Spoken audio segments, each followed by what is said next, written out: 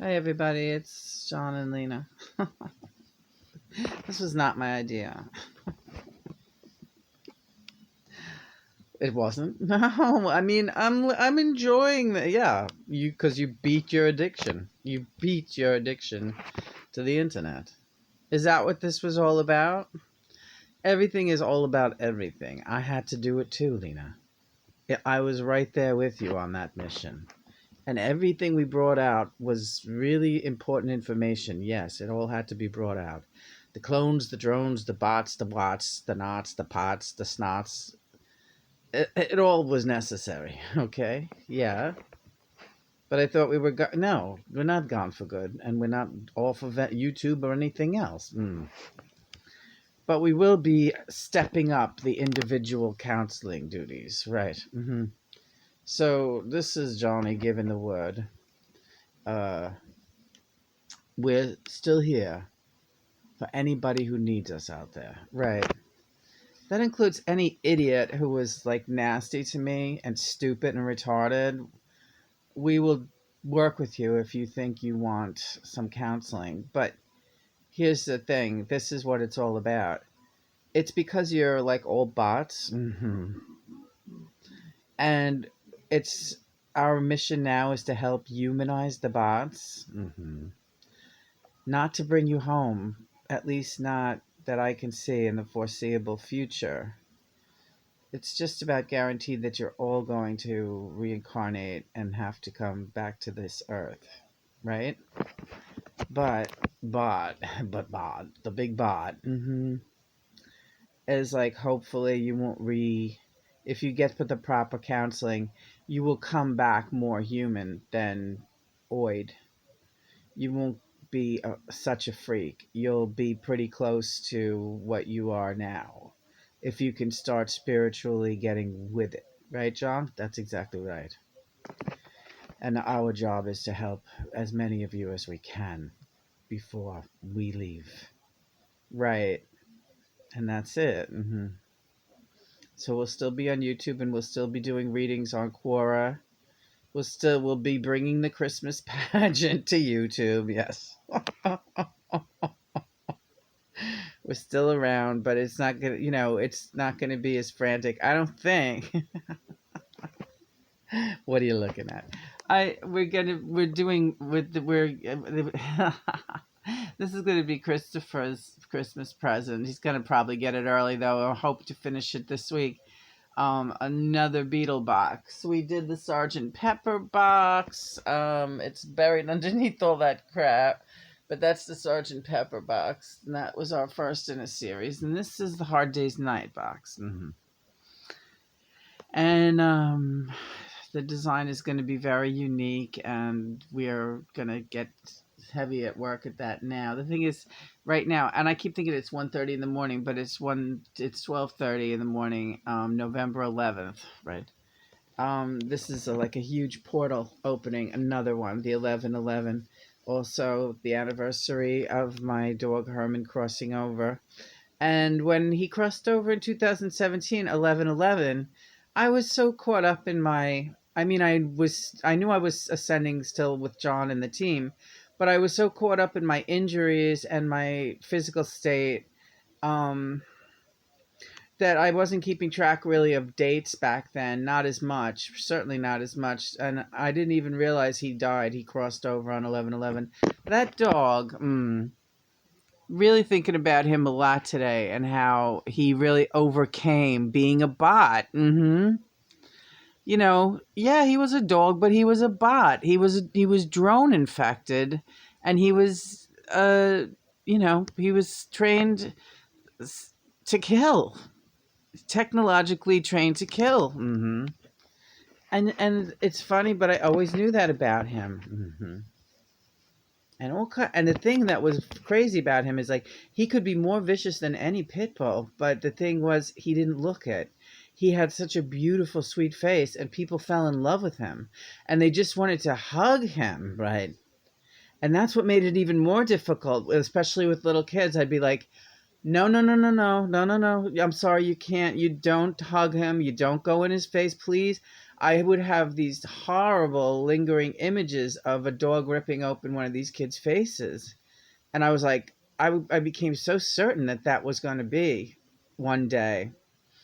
So I'm just saying, if that dog could, with enough love, overcome that innate viciousness that was always, barely dormant in him, and become the loving creature that he was. Yes, tell them about the time with the the one of the most beautiful memories I have with Herman is I went to Rockaway Beach with John one morning for our usual. We went by the bay over by Fuckaduck Beach, and we were doing reading cards, and I had brought a bunch of jewelry to make. I brought a bunch of stones and wires, and it was just a beautiful day.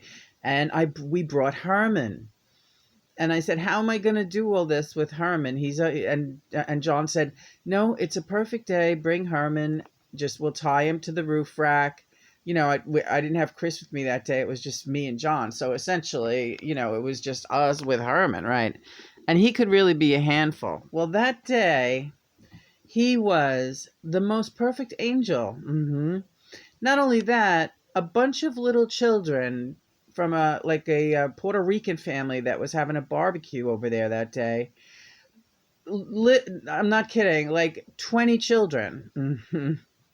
They all came to sit by us because they were enchanted by the look of Herman.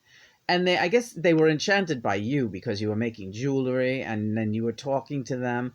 She did card readings. There was about 9 little girls and 6 little boys. It was really amazing, all ages, but none of them over 11. But really tiny ones too. Yeah, the littlest was a little baby that one of the little sisters was watching, and he was just a little baby toddling around. And I could sense that Herman was going to be fine that day. He sat in the middle of all those children like a beautiful sphinx, and they didn't jump all over him or anything like I was afraid they would. It was like those kids were so spiritually in tune that they just sat around him and didn't even try to pet him. It was amazing. Well, that was a divine union that day, and those children recognized that in Lena, and she made each and every one of them a pendant, one by one.